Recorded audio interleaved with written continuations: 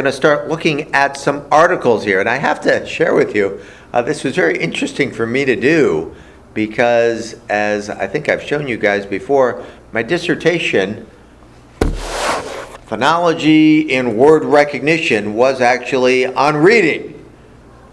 And let me just share with you a little bit about my dissertation, if I might. If you want to write some of this down, you certainly are more than welcome to. What I basically did in a simple way in my dissertation is I gave them a preview of a word. I gave them a syllable. So if I gave you a little preview, like GLU, how would you pronounce GLU? Say again? Glove. Some people would say glove, but most people would say glue. And then if I showed you GLU and then the word came up glucose, how would your reaction time be in that situation? Pretty quick, because you kind of have the information beforehand. What if I put up the letters beforehand, GLA? How would you pronounce, Bella, how would you pronounce GLA? Either glay or glar. Probably most people say gla in that situation. And what if I put the word up after that of glacial? Might be a bit slower. It might be a bit slower. So I was actually studying the role of sound in word recognition, and my dissertation was done under a fellow by the name, in number 3 there, Albrecht Inhofe. And Albrecht ended up studying, he was mentored, it's all historically based, by a very famous fellow at UMass, at the University of Massachusetts. Really the founder of the field, his name is Keith Rayner. And so what I wanted to do in the next part of our discussion here, if you could bring up the article by Rayner, it was written by Chuck Clifton and some other people that I knew a long time ago. Actually, it looks like Albrecht was in on this as well. So these were all people who worked under him. And look what the title of the article says. Can you guys see it, or should I pull it up on the screen for you? Can you look at have you got it there? Has everybody in the class got access to it? So what is the title of the article? Movements in reading and information processing. And the second part? Keith Rayner's 40-year legacy.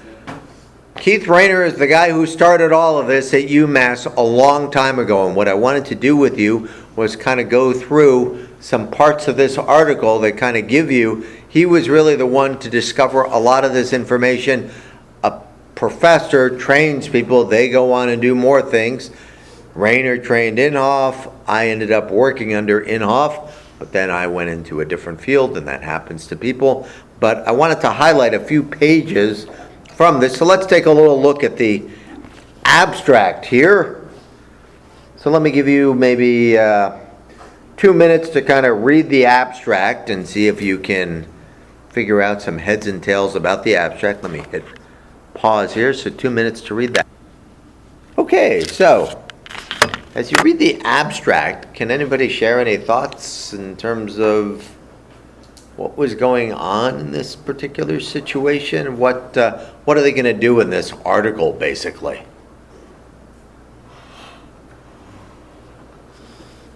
Taliban? What are they going to do in this article?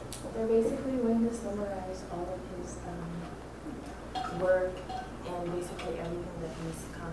Everything that he's done over 40 years, which is a long career, and that's what primary researchers do over the 40 years of getting things done. Any other things stand out for people on what's going to happen in this article?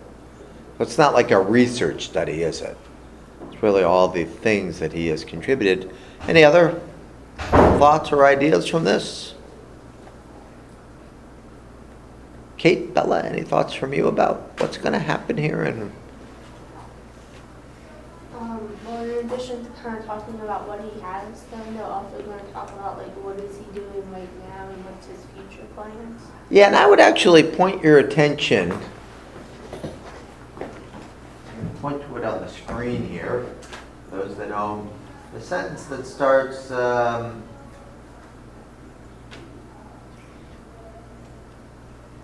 From there, we just proceed to lexical processing, how we process the words, word frequency, length, predictability, garden pathing. And actually, let me say a little bit about garden pathing here. How many people have heard that term before? Daisha, you actually took part in a garden pathing experiment, unbeknownst to you. Garden pathing is where you kind of set, here's what's going to happen, and then what did I do to you? Say again? I kind of changed for to from in a very simple way, so it's going to talk about that, looking at discourse processing, syntactic processing, all these reading processes. He really got it started. So let's switch attention then to kind of three issues that are on the agenda. I'll ask you to turn to page 5 of this particular article.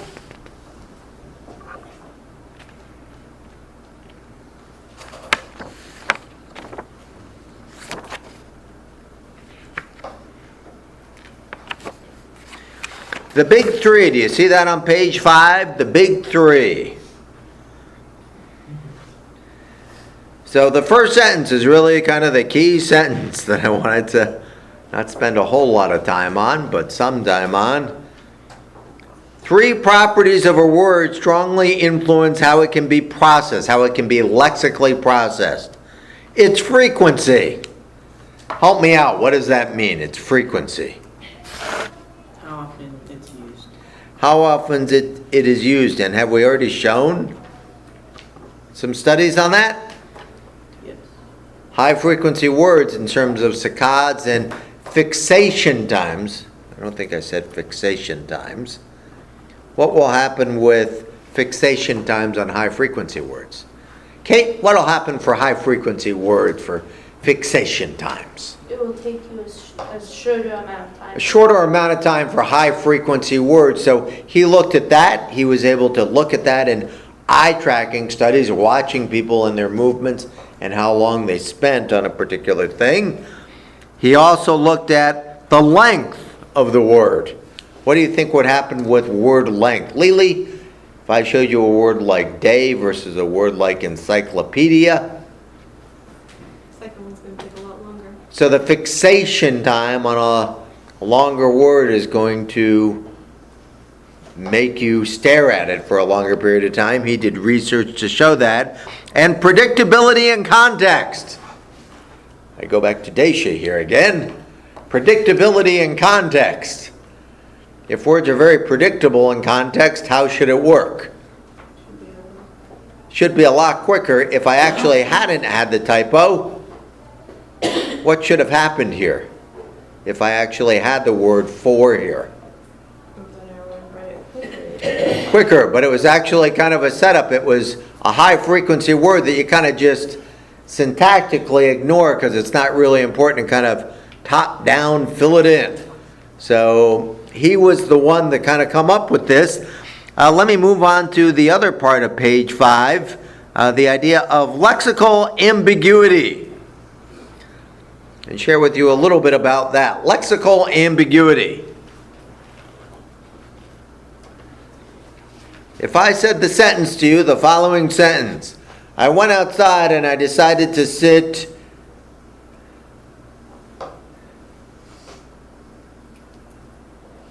near the bank. So if you want to write that sentence down, sit near the bank. I went outside to sit near the bank.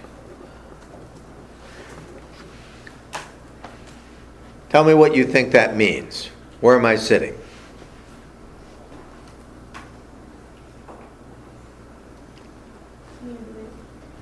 Near what kind of bank? Tell me about bank. That's lexical ambiguity. I went outside and I sat near the bank. Because you don't say whether or not you're sitting near like a building or the like riverbank. I went by and sat near the Wells Fargo building, right? Is that a bank? Yes, but when I say I went outside and sat near the bank, you usually think it's a bank where? A bank is near a river, right? You said on the riverbank area. So there have been a lot of studies done on, this is lexical ambiguity. You can do a lot of play on words. Sometimes I send my daughter a message on the iPhone. I didn't bring my iPhone up with me here. And I send her a picture, and it has a picture of a human eye, and then it has a heart, and then it has a picture of a sheep. What do you think I'm sending her? A picture of an eye, a picture of a heart, and a picture of a sheep. Oh, like I love you? I love you. Kind of a little play on lexical ambiguity. Now those are pictures to do that, but many times comedians can use on play on words. So a lot of studies have been done on that, not to play on words or anything, but to actually see what people do. You could give people a sentence like, I went out to sit near the bank, and then give them a word like Wells Fargo and find out fixation times are longer because they weren't predicting that. So they've done a lot of studies on that with lexical ambiguity. And let's keep going here. So that's page 5. If something is predictable, if we turn to page 7, if a word is predictable, we tend to fixate it on it longer, shorter I should say. And then let's turn to page 9. You got higher level discourse. What is higher level discourse? Were you doing any higher level discoursing on that sentence I gave you? I went to the store to get some roses for my girlfriend. Were you able to figure out that it was probably a nice gesture you were doing to try to do something nice? Yes. Sorry, I have to block the recorder there for a second. I have to share my 2 grocery store stories from the week. Before I left here on Thursday, I went to the grocery store and got a gallon of milk. And when I left on Thursday, I forgot the milk. I had a little cleanup in my office today. That was no fun. And then 2 days ago, we were going to make turkey for dinner last night. Went to the store, got some turkey gravy and some other ingredients. When I got home, I accidentally dropped the bag on the ground. It broke the turkey gravy open, the bottle, and I was grabbing another can in there, the green beans, which was unharmed, but apparently there was a piece of glass on the green beans, so guess what happened to me? I was bleeding. It's healed now, so that has nothing to do with the class. So higher level discourse is where you figure out the higher level meaning, and we can do that in reading, but it does take some learning and some processing. And let's finally turn to, let's kind of keep going here. Just a few little highlights for you. Page 13.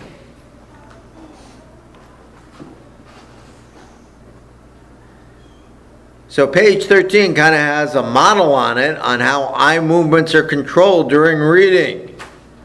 You engage, you try to process, you try to encode the word, have, what did we call that? Lexical access. Then what does that term mean, post-lexical integration? What does that mean? After you figure out I, Rose's girlfriend, what else do you have to do with all that?